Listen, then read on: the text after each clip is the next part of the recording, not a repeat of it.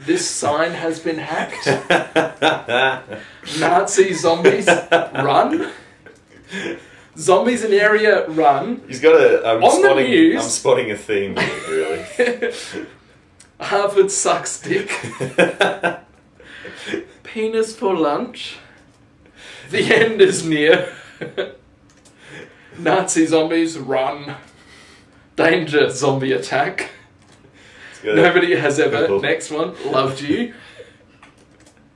And the last one, Klaatu, Barada, Nikto. Good. Road, work ahead. That makes no sense. Okay. I'm assuming it's in a different language. Let's go with yes.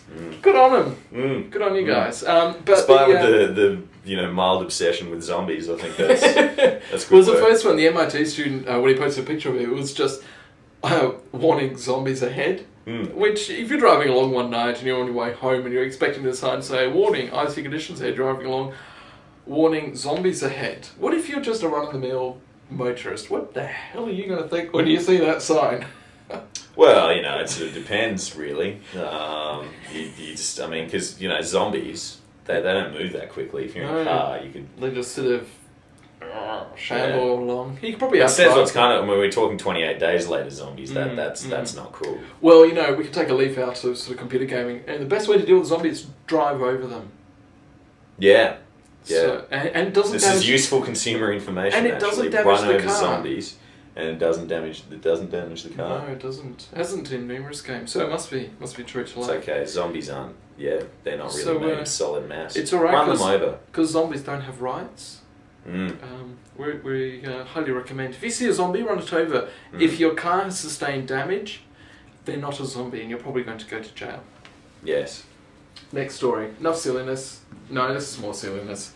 But this is more... Oh, this is kind of serious. This is lustful. This is my... Yeah. This is going to be a little bit of a eulogy, actually, because not a eulogy, because that means something's... Or the previous one. Yeah. This is...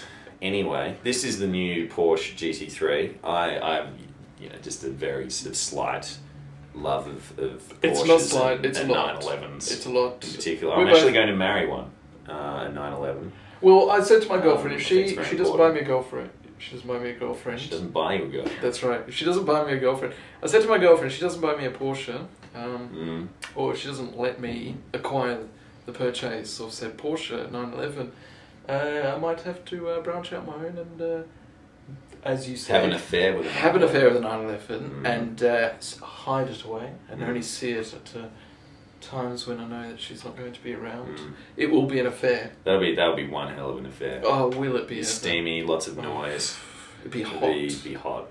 It will be hot. Yes. Before we sort of lose all two members of our audience.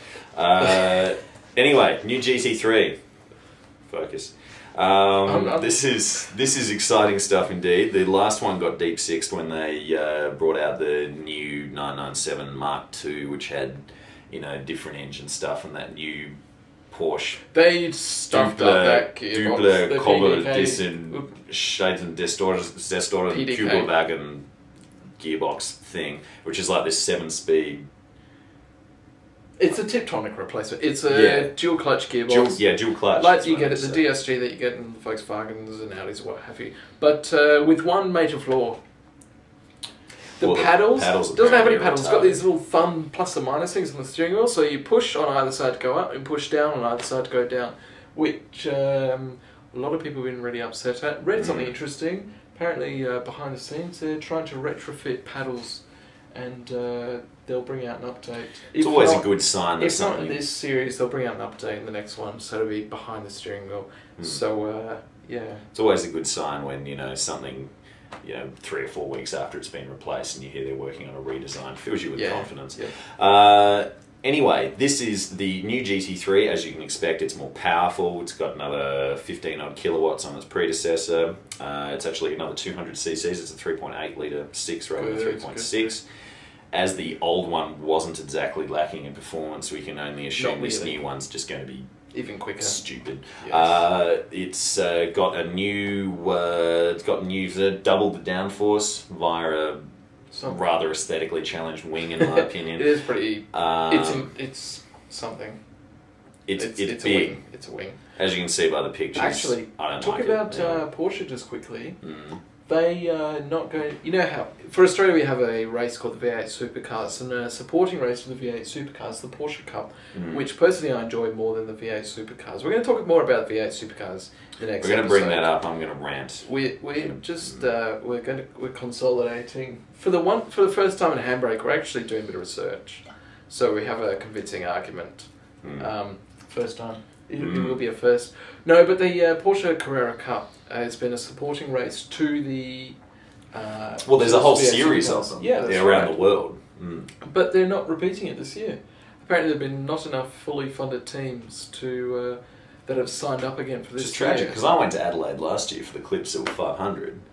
And that was, the Porsche race, because I didn't get up early enough to see the FIA GT things, because I was really drunk the previous night and didn't get tickets given to that, considering you live on the circuit?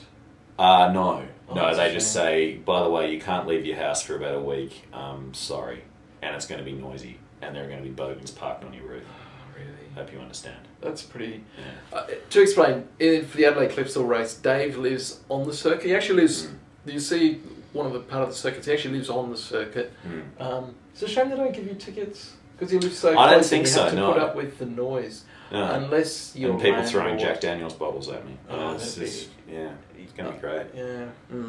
Or Jim Beam. Yeah, or Jim Beam. Yeah. Take your pick. It's great that Australian bogans have really taken on Australian culture. I actually stopped going. Let's digress. I've stopped going to the V8 Supercars because there are too many bogans there. Well, I mean, we could rant about this all day, but I think we should. We're gonna save that ranting for next week. We'll make it a convincing rant instead of just a... just us just being kind of semi-drunk and angry. Yeah. Anyway, the GT3, I believe we were talking about this half an hour ago or something briefly. Looks exactly the same as the previous one, except for slightly different tail lights and a silly rear spoiler. It's got that bi-xenon crap as Xenon, the sparkly disco glitter ball, as Hammond so succinctly put it in Top Gear. It's got that, the little new sparkly lights and stuff. The wheels do look epic. They look sexy. I want to set it up with my Magna. Honestly, that kind of sex on wheels. I'd have an affair with that car. Yeah. You've been warned, Triss's girlfriend. He's going. And what else is there? I probably should say something factual. It's got brakes. It's got an optional, very high performance ceramic brake, which will cost a lot of money. It's an option. Yep, and it goes on sale for $279,000. Oh, bargain! I'll have 4. Thank you. 4. Yeah, exactly. One in... I can't even get one. No, I can't. I don't have enough space in my garage. I have to move the Phantom and the Gallardo and stuff. I ran over one of my Ducatis last week. Oh no, it's been unfortunate. Yeah, one of the 998s too. Yeah. Oh really? Yeah. Oh, that's a shame. I've only got 3 of them now. Oh okay. Well, just replace it with a Monster. Yeah, be fine. Yeah, it should be right. You can take that MV Augusta off the wall and...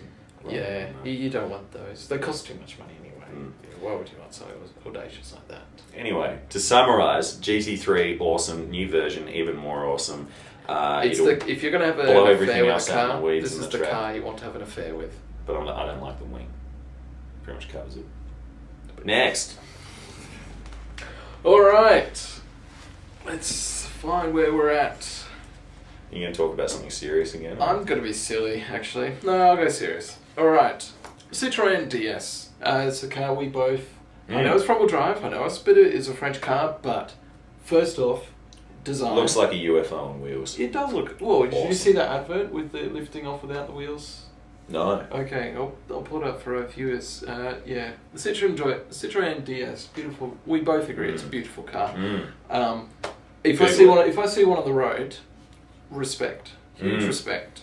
I don't care that it's rubbish to drive.